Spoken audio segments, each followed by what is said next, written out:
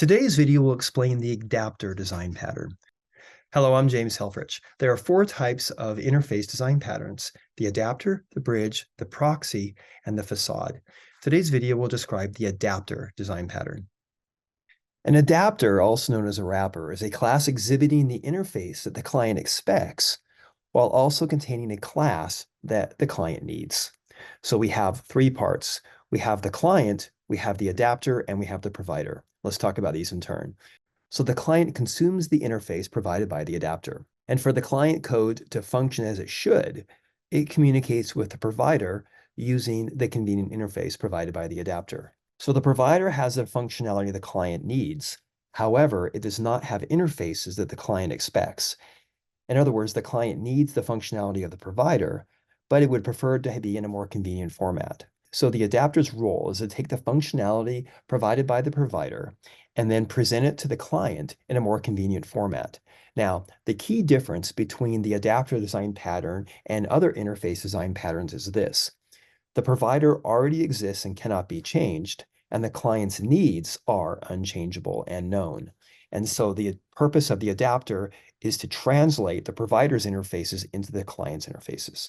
So let's take a look at an example. Consider the stack, the first in, last out data structure.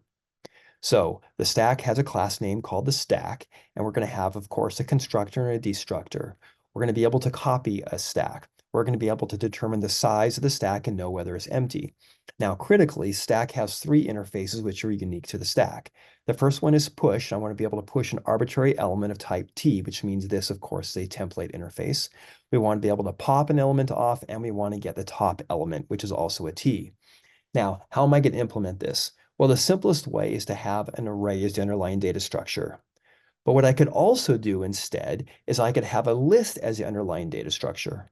Or maybe I can have a vector as the underlying data structure. Or maybe I can even have a deck as the underlying data structure. Now notice that the vector, the list, and the deck already exist and we cannot change those. And the purpose of the stack is to articulate the deck, the list, and the vector's interfaces into the format the client expects. So this is a classic adapter scenario here. Now, the C++ implementation of the stack goes one step further because it allows the client to specify the underlying data structure. So now I can say elements is not just a deck, but it could be a container where the container is a template. And this means I do not have a deck by composition, but rather I have a container by composition. So let's take a look at how that works. So for an example, I can create a stack of integers.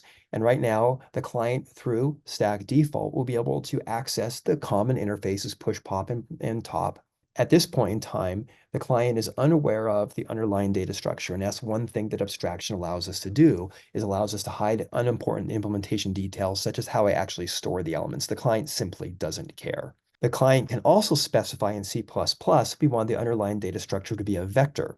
Now, all the interfaces will be exactly the same. All the functionality be exactly the same. It's just the underlying data structure is different. And the same is true. I can specify it as a deck. I can specify it as a list, or I can even specify it as a my list, as something I create. Now, C++ calls this a container adapter. Why? Because it's the adapter design pattern applied to a container. In this case, we're allowed to specify the underlying data structure.